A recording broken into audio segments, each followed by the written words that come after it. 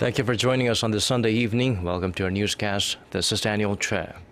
We begin with the Middle Eastern tour for President Park Geun-hye. After celebrating 40 years of diplomatic relations last year, Korea and Qatar are now seeking to take their cooperative relationship beyond politics and the economy into the realm of sports and culture. President Park Geun-hye is in the Middle East, of course, as I earlier mentioned. She is in the Qatari capital of Doha, where she attended a special performance highlighting just some of what Korea has to offer in that respect. Our Choi You-sun starts us off. The Korean martial art of taekwondo, backed by the beat of traditional Korean instruments. The brilliance and precision of the performance won the hearts of both Korean and Qatari audiences Saturday night. A group of Qatari children also took the stage to show off their taekwondo skills. They are just some of the 3,000 Qataris known to practice the Korean martial art. President Park Geun-hye was also there to praise the collaborative effort by members of the Taekwondo headquarters, a group of Korean b-boys, and a traditional music band. 즐겁게 보셨습니까? 저는 태권도의 내공과 매력을 재발견하는 그런 시간이기도 했습니다. President Park expressed her hope that Seoul and Doha would take their cooperative relationship beyond politics and the economy. 앞으로 그 양국 간의 태권도를 비롯해서 문화, 체육 등 다양한 분야에서 교류가 더욱 확대되었으면 합니다. Specifically, the president voiced a commitment to assisting Doha in preparations for Qatar's hosting of the World Cup in 2022. On Sunday, President Park is scheduled to meet the Qatari Amir for summit talks, where she will seek to enhance bilateral ties with the Arab nation and boost cooperation on global issues. Choi You-sun, Arirang News, Doha. The leaders of China and North Korea could soon be meeting for a summit. Chinese Foreign Minister Wang Yi said Sunday during a press conference that President Xi Jinping and North Korean leader Kim Jong-un could meet for talks at a time when it is quote-unquote convenient. The Chinese diplomat said the two countries have a strong foundation and should not be affected by temporary events. The young North Korean leader will be traveling to Russia this May for an event marking the 70th anniversary of the Soviet victory over Nazi Germany in World War II. Kim has not traveled to China, North Korea's only formal ally, since taking power back in the year 2011.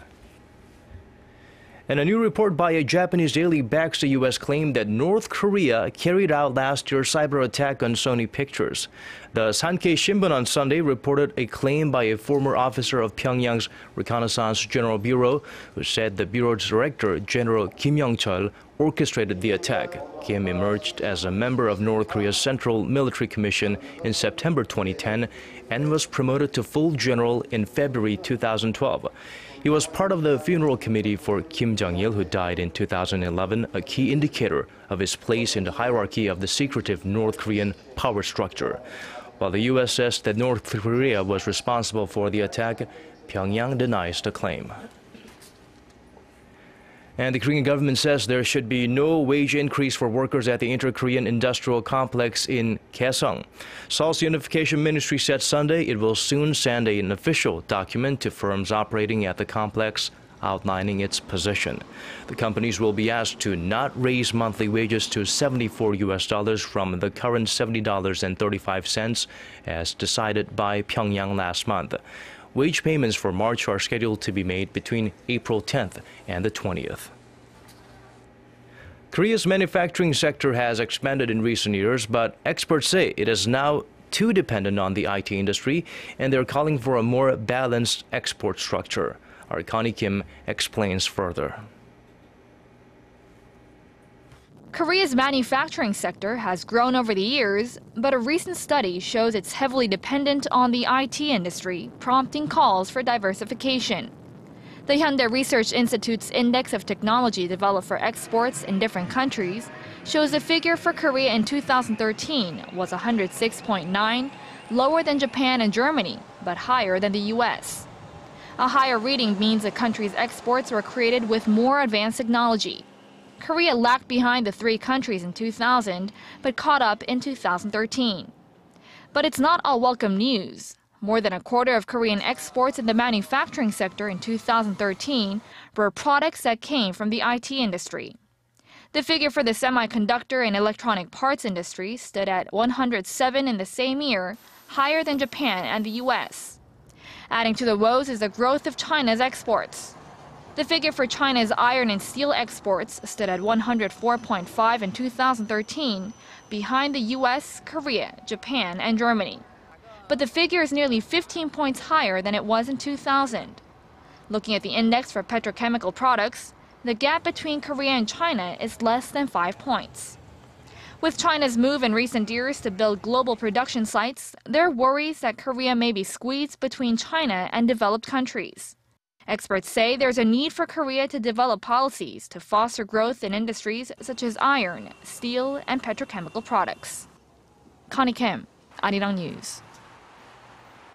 February was not a great month for Korea's auto industry. Production sales and exports plummeted while imports thrived. According to data by the Ministry of Trade, Industry and Energy, only around 317,000 cars were manufactured last month. That's a 12% drop from the same month last year. Outbound shipments of Korean automobiles dropped 13.7% to 210,000 in that same period. And while domestic sales of Korean cars dropped 4.1% last month to 1,300, imports of foreign cars increased by 25% to 7,000 units.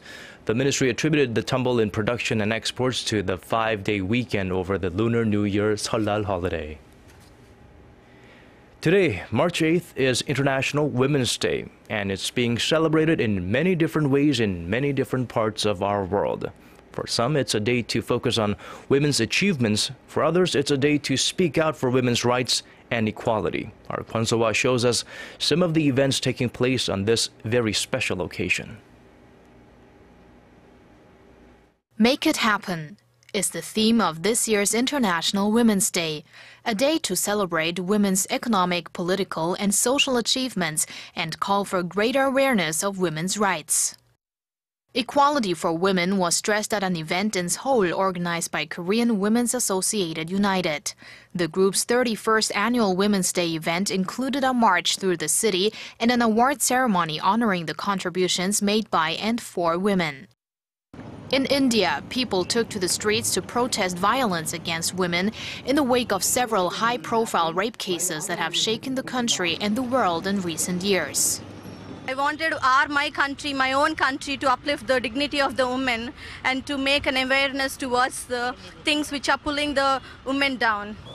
Afghan men wore burqas to experience what it's like to be a woman in Afghanistan.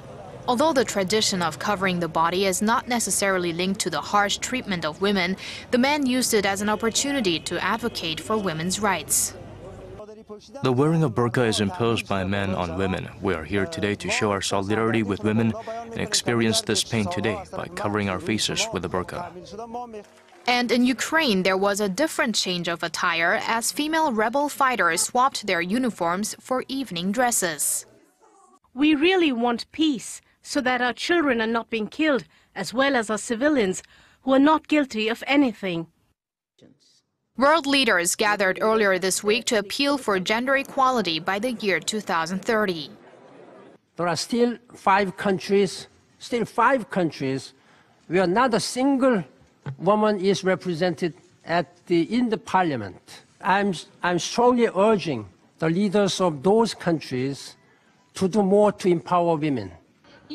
International Women's Day, designated by the United Nations, has been observed globally since the early 1990s. Kwon So-hwa, Arirang News.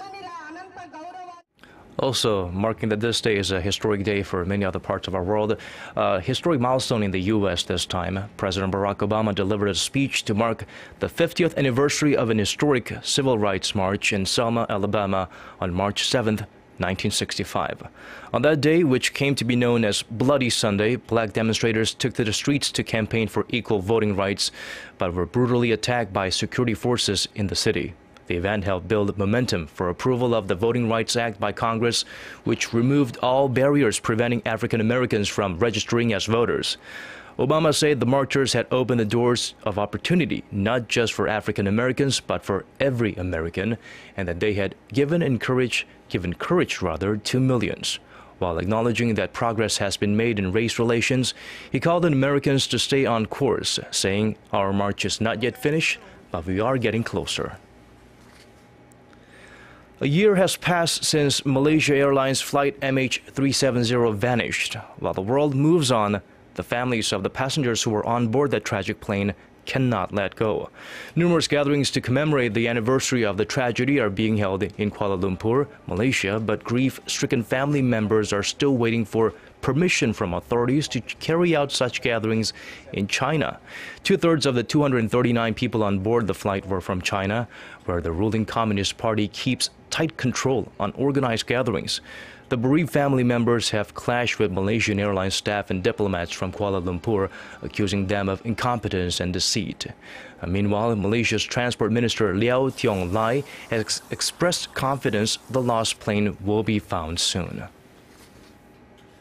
Moving on to weather, we are in Korea. We're having some sign that it's okay to shed our thick winter coats, but on Monday you'll need to put them back on or carry them with you, as the temperature will drop to as low as 5 degrees Celsius in Seoul, complete with strong winds.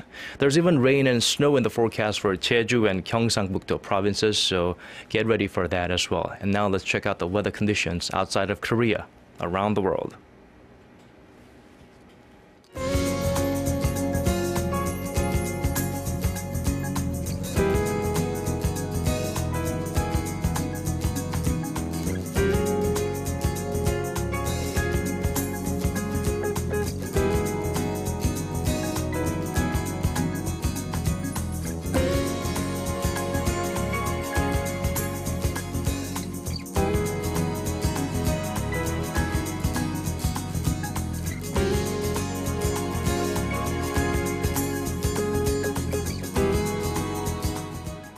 And we've come to that part of our newscast where I say thank you for watching, but there's more coming your way at 10 p.m. Korea time, so do join us then.